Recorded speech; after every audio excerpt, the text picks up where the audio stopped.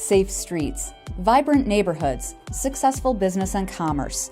These are things that make a healthy community. We are a diverse community, rural, suburban, urban, a multitude of languages and ethnicities, ages and experiences. We are a collaborative community. Public-private partnerships make us a model community that others want to follow. It is what makes us unique. It is what makes us strong. The employees of Kent County reflect our diversity and seek to serve our communities.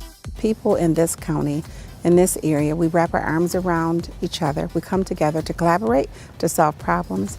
We're all working for the good of the whole. And I think that's wonderful. And you can see it. You can see it as you drive around Kent County. Our impact starts the day a baby is born and a birth certificate is issued, to protecting children from deadly diseases through vaccination, to the public safety and justice provided by law enforcement and the courts, to offering veterans services and caring for the elderly. Every day we work to keep our communities robust. I think if you are somebody who's interested in serving your community, in building a strong knowledge base and a good group of people to work with, then the county is one of your best employment opportunities out there. It's been completely rewarding in every way I could possibly explain for 26 years, and I feel like I grow every single day still today. Leading these dedicated employees, our 19-member Board of Commissioners and our County Administrator Controller, along with our elected officials and appointed department directors, placing emphasis on civic involvement, quality housing, vibrant neighborhoods, and strong, solid infrastructure to allow businesses to thrive. Professional, dedicated, collaborative, and innovative. Behind the scenes, collaboration between foundations, charitable organizations, nonprofits, for-profit businesses, public sector demonstrated through the county, the city of Grand Rapids, the townships, all the cities and the villages in our area.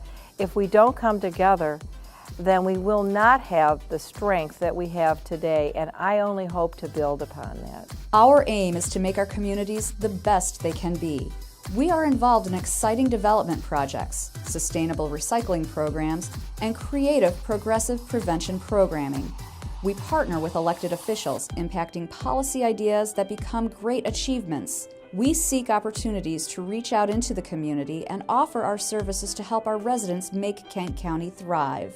Our relationship is solid, both from a staff standpoint at the county level as well as the Board of Commissioners. And they understand what we do and the benefits that we can do for the community, and vice versa. We couldn't do what we do without the help of Kent County. While most of us are busy running our lives, Kent County's elected officials, administrator controller, and over 1,600 employees are serving the communities where we live our lives, so we can all have a place we are proud to call home. Kent County, its life well run.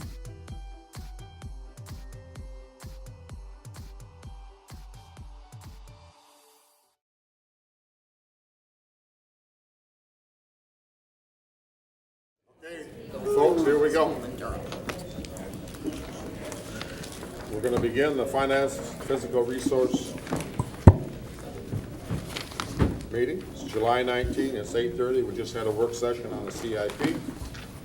And the second item on the agenda is public comment. Anyone in the audience care to comment? Commissioner Talent, please. Thank you, Chair. I'm here to comment because it wasn't clear to me whether there was opportunity for LHR committee members to participate in the previous work session. I did have a couple comments that I want to make in that regard.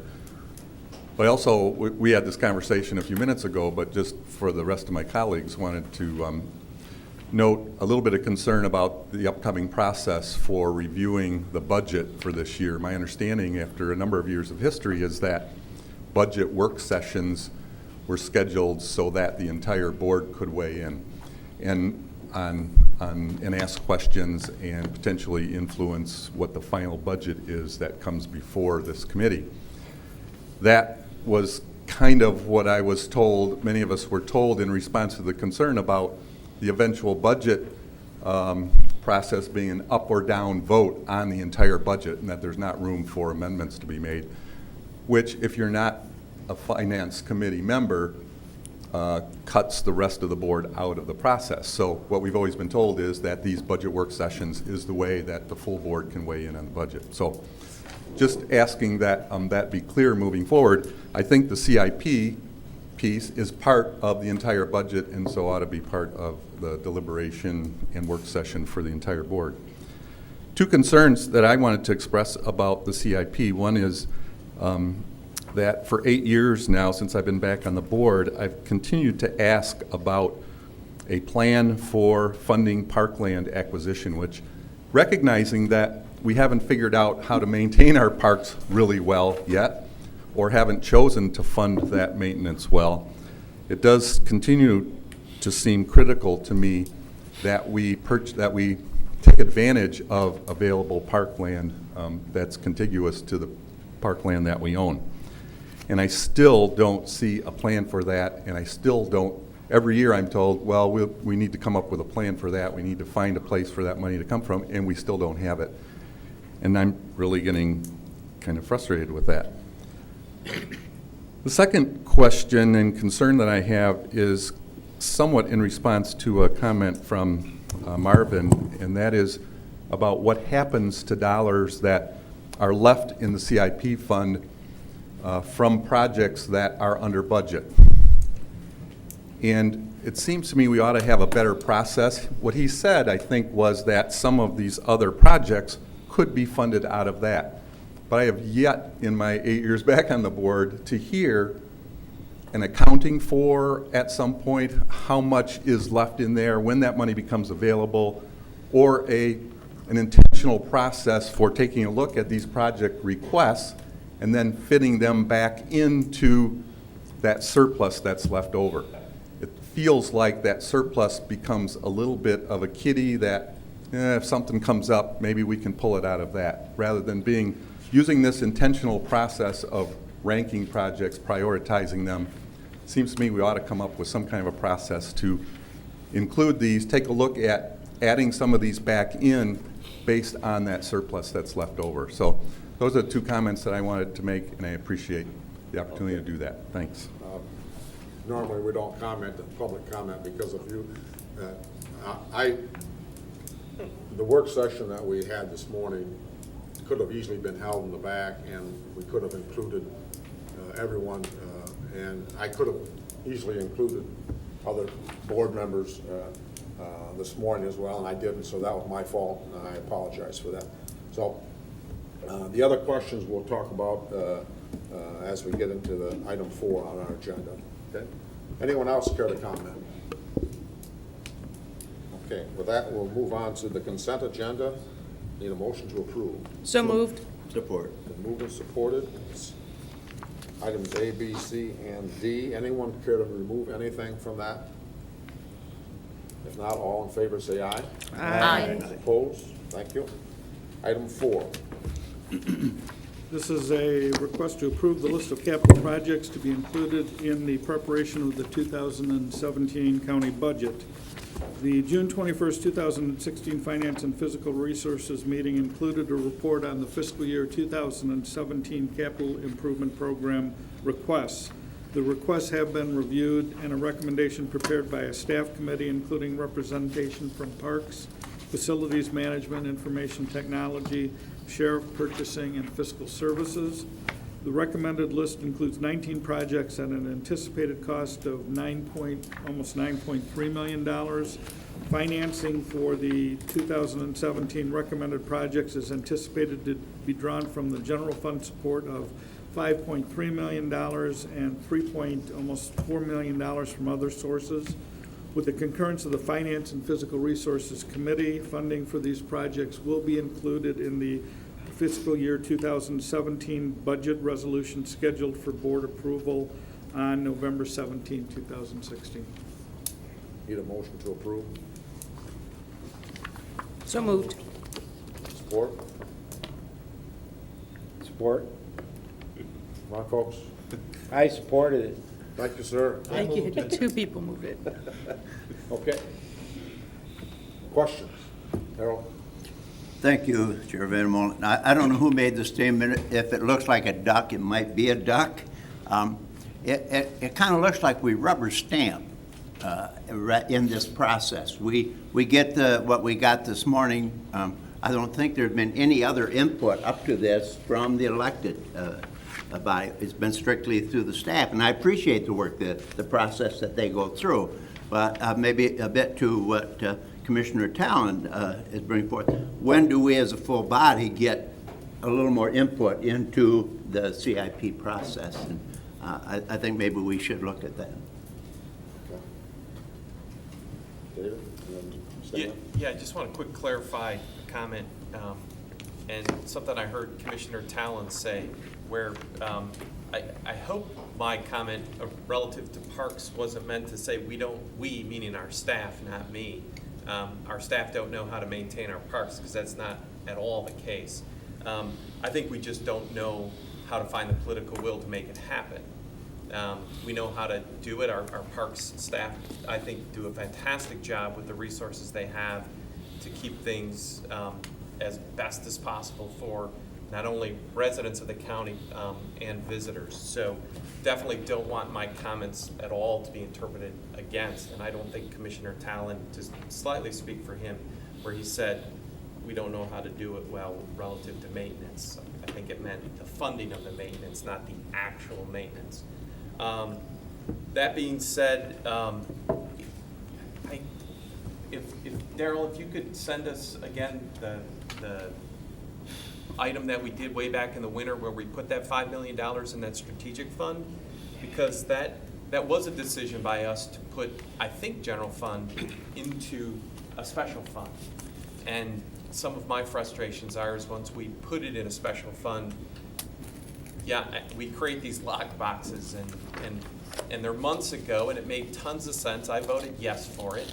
And now that we're looking at the CIP, is that the best use of it or not? And what can we really use that $5 million for or not? I know it was to reduce some of the bonding potentially for the 82 Ionia switch out, but that's not happening now. So, I mean, it's just or the projects. Anyways, without digressing into the details, I just would like to review why we decided it then, and just make sure it makes sense now in the budget process. I don't know if others want to see that memo or not. I will get the memo, or the action request out. Yes. Yeah. Okay. Yep. Any other comments? Question? Matt? Just a quick clarification. The total budget for the CIP, 9.3 this year, or for next year, is that the 0.25 mils that we set aside by policy? Is that a projected amount based on upcoming taxes, or is that? Yes, okay. That's based on the taxes that will be collected July 1 of 2017. Okay. And that's based on our taxable value that we estimate for 2017. And if it's over or under that estimate, do we still allocate exactly 9.3 million, or do we still allocate exactly 0.25 mils? We do the 0.25 mils. Regardless, So, okay. So there could potentially be more yep. put in the shoebox, and therein lies some of the other questions that I've heard. How do we do that, and are we a part of that process, or are we not? So, Just any a other- clarification, the 0.25 results in about $5.3 million in general fund. The total of 9.2, the additional are other sources of funding that are used. So. Yes, thank you. Stan? Thank you, Chair Vandermal. The only thing I can really add is, I mean, it's a tough process. I appreciate the staff. You know, I can't get out to all these projects, all the parks, and put them in a ranking. I think the most important thing was said was we don't have enough money, you know, and if we had more money, we could do more things. And I don't think that the difficult times are over for taxation and revenues for local units of government. And I think if the list is going to be made, the list should be made as what are our priorities, you know. There's a lot of things on the list. A lot of people look at and say, well, this is good, this is bad, but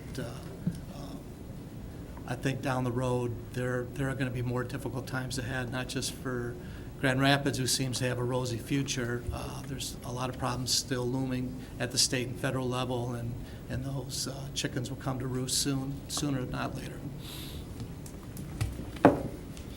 Diane, please. Thank you, Chair. I just wanted to look at revisiting potentially, in July, we moved to one Finance Committee meeting, and maybe we need, if it's possible, to look at going back to two for the reason Commissioner Voorhees mentioned with the back-to-back work session and then the approval, even if it's not during that 4th of July week, but is it possible if we post it with enough notice to do, one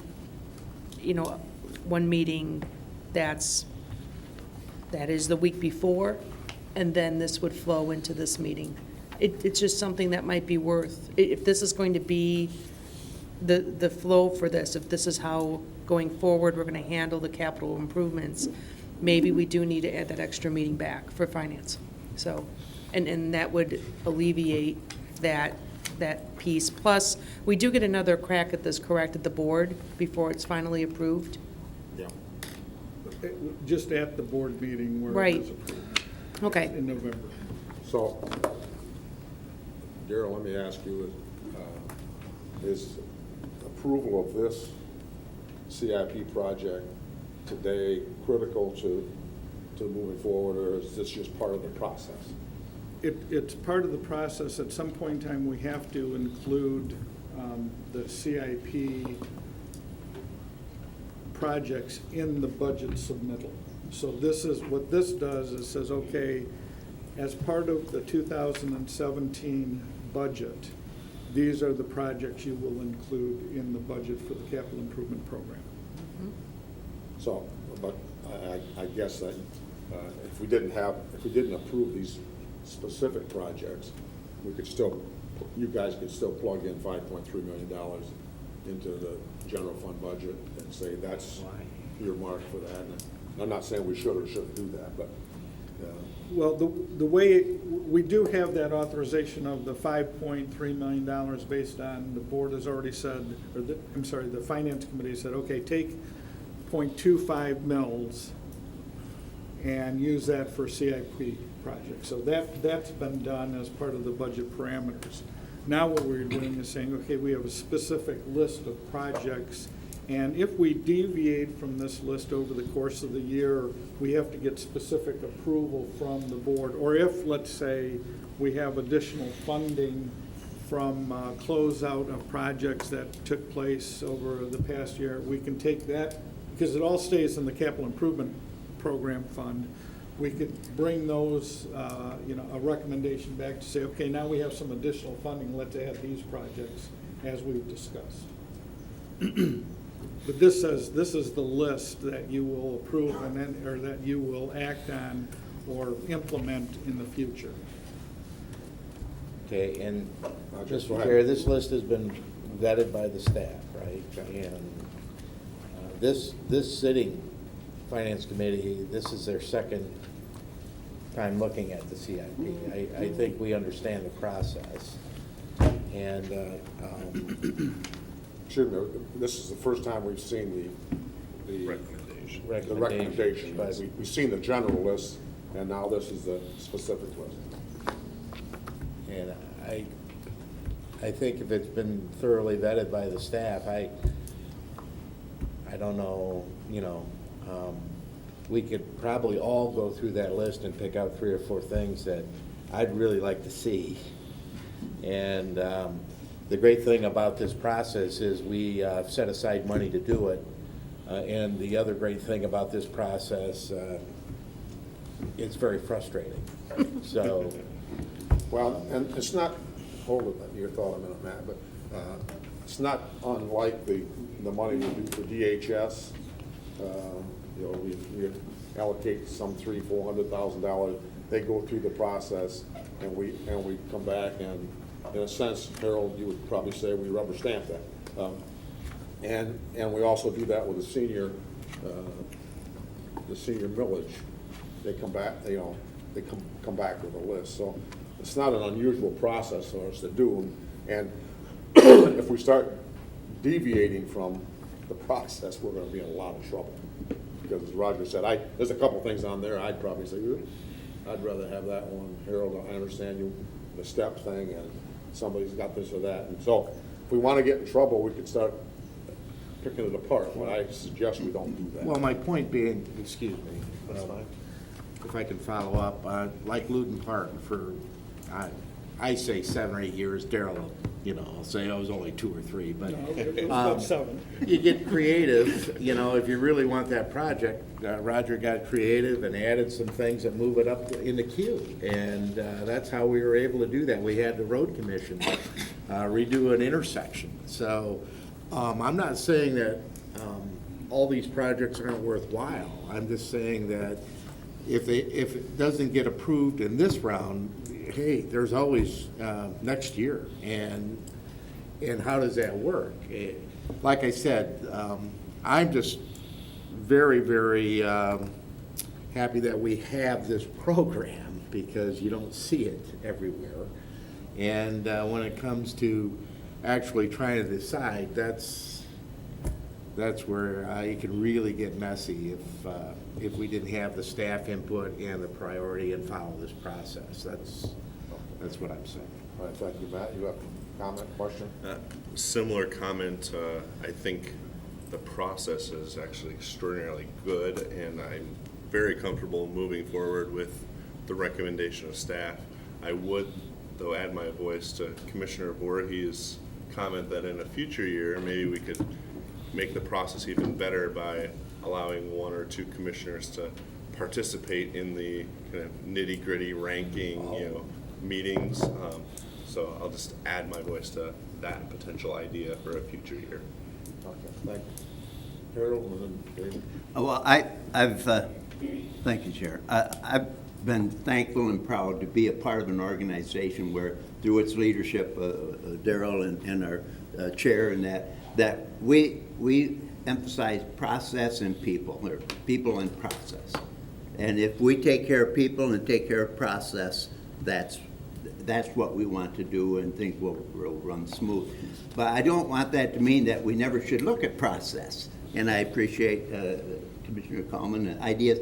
I think sometimes we have to review process in that nature. But I've always been proud to say at Kent County, it's people and process. And if we take care of those two, we'll have a great county, which we have. Thank you. David? Yeah, I'll agree with Commissioner Coleman that if the 1 or 2 commissioners, of which I'm not volunteered to be one of them. I think Commissioner Morgan has all kinds of free time. He wants to use.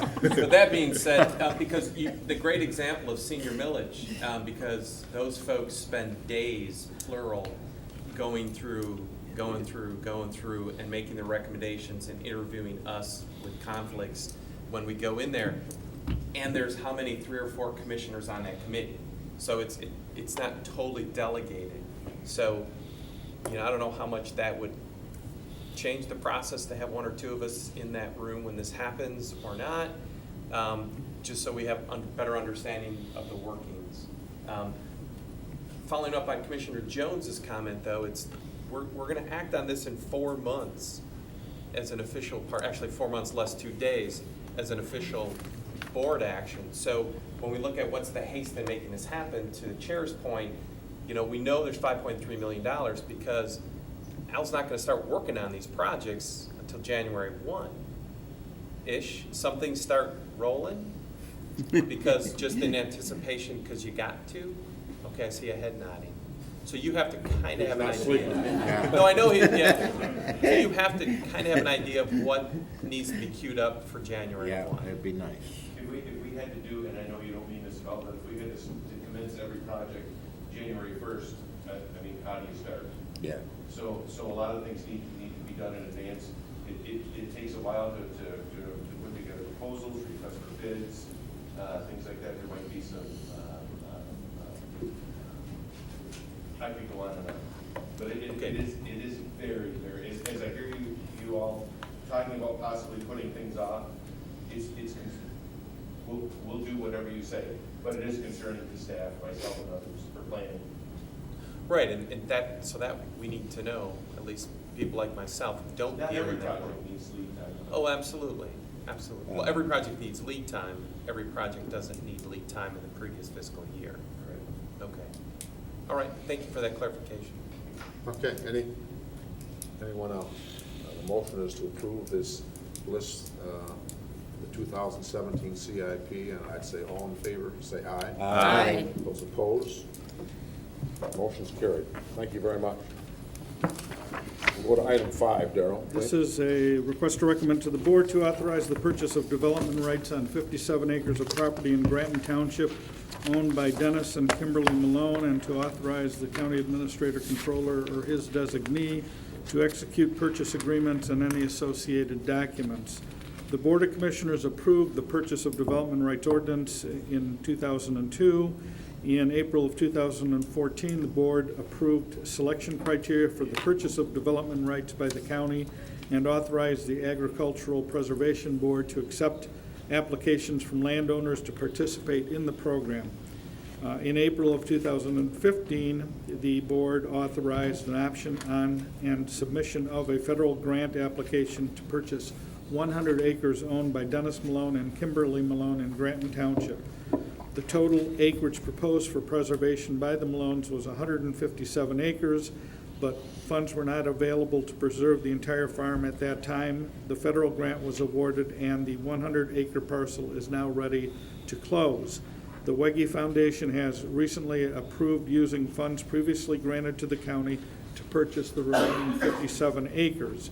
The Ag Preservation Board is recommending the purchase of development rights on approximately 57 acres of additional acres in Granton Township owned by Dennis and Kimberly Malone at a cost not to exceed $109,000 based on the property's compliance with federal criteria, county criteria, and the availability of matching funds. Corporate Counsel will review and approve closing documents before the date of closing. The motion to approve. So moved. Support. Questions? Candace, please. Thank you, Chair. I don't really have a question. I just have a comment on how hard Stacy has worked to be able to preserve the entire Malone farm and really make this come together. And I just really want to comment that she really did work very hard to make this happen. Okay. Stan? And just briefly, I wanted to thank the Wegge Foundation for the funding of this proposal. I think Peter Wegge is a longtime supporter of proper economic development, and I think he was a leader and a foresight in what he foresaw as an asset for the county, and that's its farmland. Thank you. Anyone else? David? Yeah, echoing Commissioner Ponstein's comment that, Mr. Wegge's vision, I like to say, when you put your money where your mouth is, and he definitely did that when he was alive, and his children and the other board members of the foundation continue that legacy extremely well.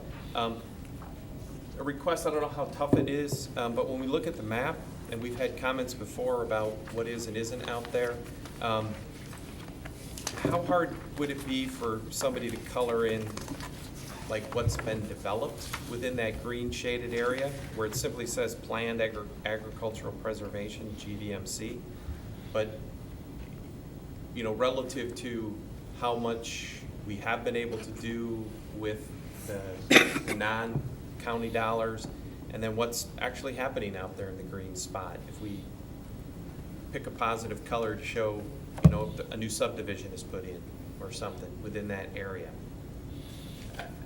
Just again, to illustrate, are we winning or losing this battle? Good question. And again, it's a question of how hard it would be, not asking that you do it, because it's all there in the plat maps, right? Where'd Matt go? So anyways. They have adult color books today. I know they do. I might have to go to the townships. We could make one of these for you. And Roger doesn't let me north of Leonard. I was just wondering, Commissioner, so if there's a subdivision in there, that's a loss? What's that? That's a loss? I'm not saying it's a loss, it's just a statement of reality. You put it in a win-lose. Sorry, later I did, but I want making sure that it was a positive color, not, so it wouldn't show. Yeah, just my all those political American leanings. dreams, you know. What's that? All those dreams. Yeah. Okay, any other questions on the motion? Not all those in favor say aye. Aye. Opposed? Aye. Motion's carried. Thank you. Miscellaneous. Anyone? Dan? Briefly, thank you, Chair Van der Molen. I had read an article the other day where Paul Ryan, Speaker of the House of Representatives in the United States, has brought in a proposal for tax overhaul. It's an interesting plan. You know, you look at it and you figure, yeah, that sounds good, that doesn't. Once again, picking and choosing. Just wanted to make a note that, you know, one of his plans to eliminate the alternative minimum tax, you can argue that either way, but within that taxing part of our 6,000 pages of our tax code is the getting rid of tax-free municipal bonds. And once again, that's a tool that counties, local units, states have used to get a favorable tax rate on projects and infrastructures in this country. To see that go away would be, I guess a shame would be a good way to say it. The good news is the Senate's not too warm on this proposal, but you know, it's an issue that's been up and down and being talked about, not talked about. So I just wanted to bring that up. If that's something you think is important, you might want to talk to your representatives about that. Thank you. Anyone else? Harold? We have in our mailbox today this booklet, The Official Proceedings of 2015. I don't know what the cost is on something like this, but I'll tell you that I have more important reading. I probably won't read it cover to cover.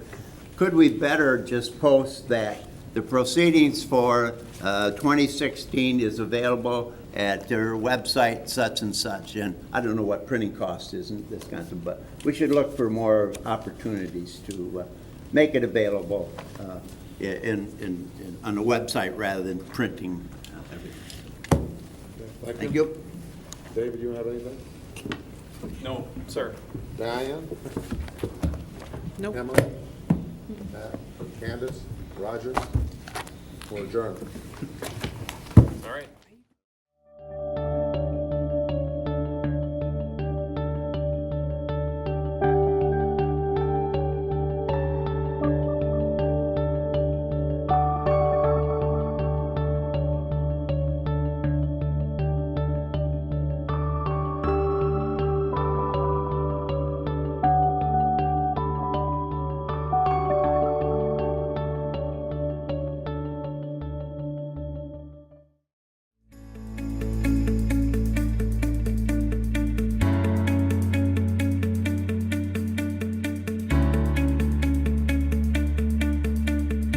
I am Kent County. I am Kent County. I am Kent County. We are Kent County. We are Kent County. We are Kent County.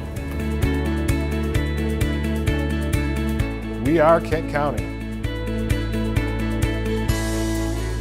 We are Kent County.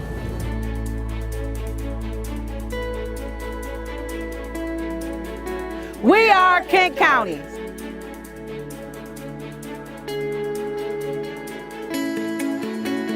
We are Kent County.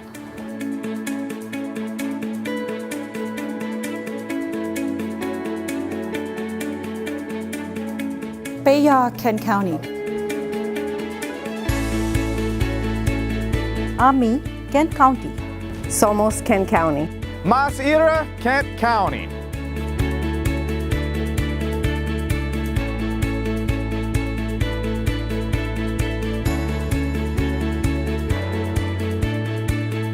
We are Kent County. We are Kent County. We are Kent County. Oh yeah.